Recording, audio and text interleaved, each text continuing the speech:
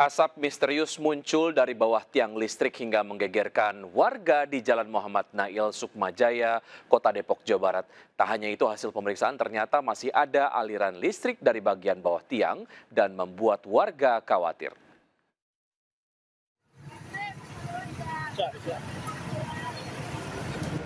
Petugas pemadam menggali bagian bawah tiang listrik untuk mencari sumber asap di Jalan Muhammad Nail, Sukmajaya, Depok, Jawa Barat.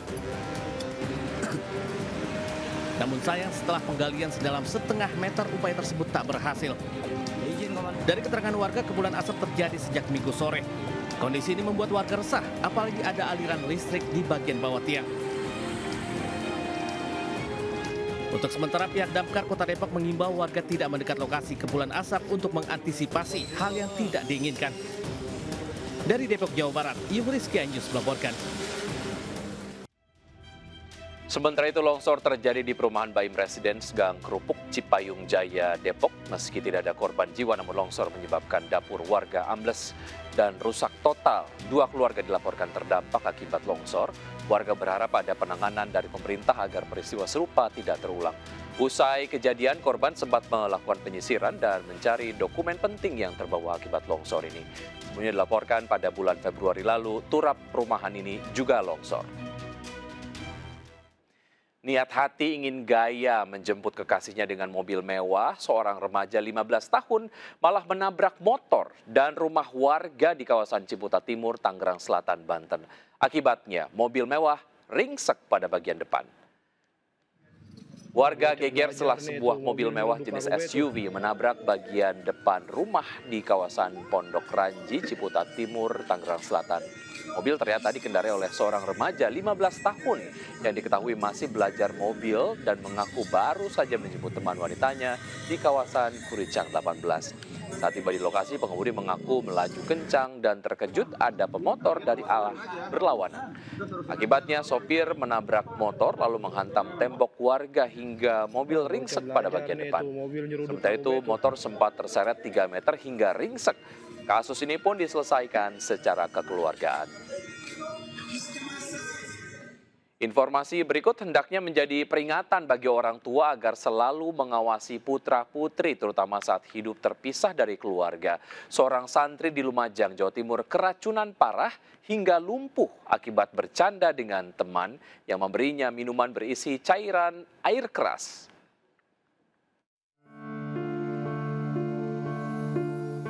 Dewangga Eza Naufal Aliusen asal desa Tempeh, Tengah, Lumajang, Jawa Timur, kini hanya bisa terbaring lemas di atas tempat tidurnya. Berat badan bocah usia 13 tahun ini turun drastis hingga tersisa hanya 24 kg. Organ pencernaannya tidak bisa lagi mengolah makanan karena luka serius. Kondisi memprihatinkan Dewangga terjadi usai ia menenggak cairan asam klorida atau HCl yang ditaruh di dalam botol minuman kemasan oleh teman sesama santri pada tanggal 10 Juli 2025 lalu. Peristiwa itu terjadi di Pondok Pesantren Asyarifi, tempat Dewangga menempuh pendidikan sebagai santri. Dewangga dan 2 orang temannya tertipu oleh perbuatan iseng santri lain yang sengaja menaruh air keras di botol minuman kemasan dan diberikan kepada mereka.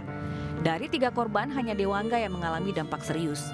Pihak pondok pesantren telah berupaya bertanggung jawab dengan membantu biaya perawatan korban selama di rumah sakit. Pondok pesantren juga telah mengeluarkan santri yang memberikan cairan HCl kepada korban. Kasus yang dialami Dewangga kini ditangani unit reskrim Polsek Tempe.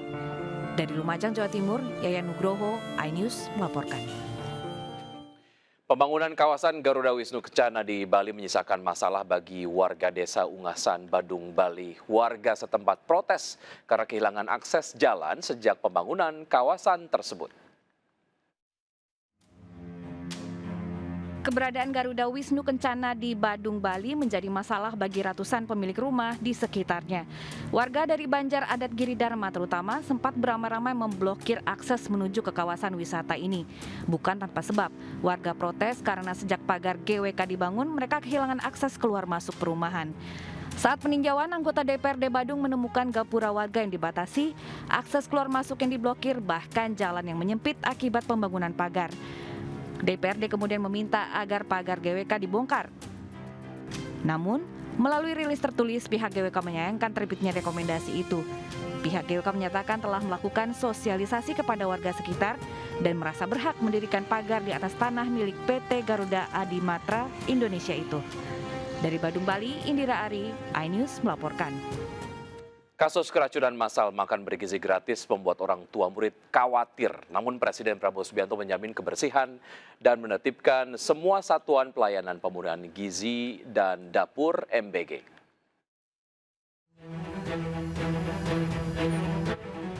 Maraknya kasus keracunan massal akibat program makan bergizi gratis di berbagai daerah Jawa Barat memicu keresahan orang tua siswa. Forum Orang Tua Siswa dan Guru Jawa Barat menyatakan sikap keras dan mendesak pemerintah segera melakukan evaluasi menyeluruh. Untuk menepis kekhawatiran masyarakat ini, Presiden Prabowo menyatakan akan menertibkan dan menjamin kebersihan dapur MBG. Untuk membersihkan, membunuh semua bakteri, kita juga perintahkan semua dapur harus punya test kit, alat uji, sebelum distribusi harus diuji semuanya. Upaya pemerintah memperbaiki program makan bergizi gratis sesuai dengan arahan Presiden diantaranya meningkatkan tata kelola SPPG untuk mencegah keracunan berulang. Prabowo juga meminta agar SPPG memiliki koki yang terlatih. Ia juga meminta dapur yang memproduksi menu MBG dilengkapi dengan alat rapid test untuk mengecek kualitas makanan. Selain itu, Presiden menginstruksikan pada setiap SPPG agar memiliki alat sterilisasi tempat makan dan memasang penyaring air untuk menjamin kualitas yang digunakan. Tim Liputan iNews melaporkan. Menantu mantan Presiden Jokowi yang jadi Gubernur Sumatera Utara Bobi Nasution kembali terlibat konflik dengan Gubernur Aceh Muzakir Manaf. Konflik dipicu truk asal Aceh yang dilarang masuk wilayah Sumatera Utara dan diminta ganti plat.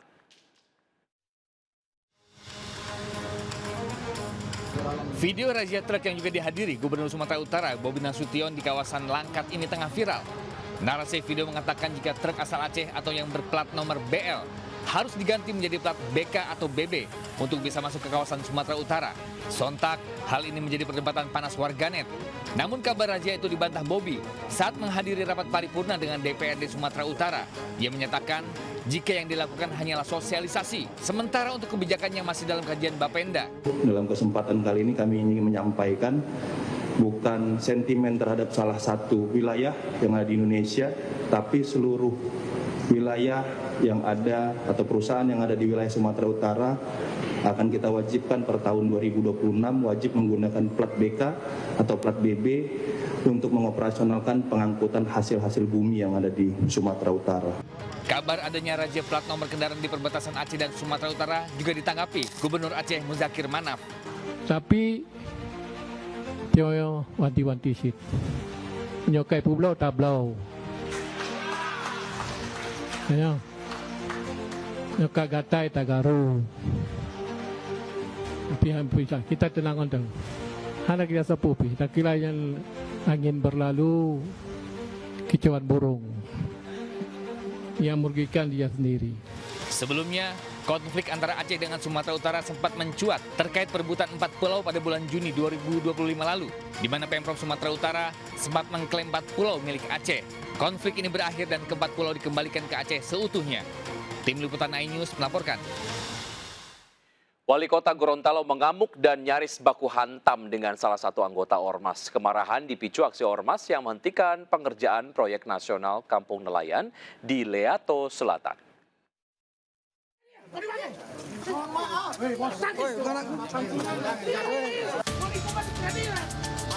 Inilah detik-detik saat emosi Wali Kota Gorontalo, Adan Dambea, tak bisa terkendalikan.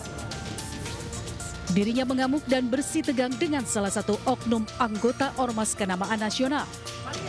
Bahkan sang wali kota nyaris baku hantam dengan oknum anggota Ormas tersebut.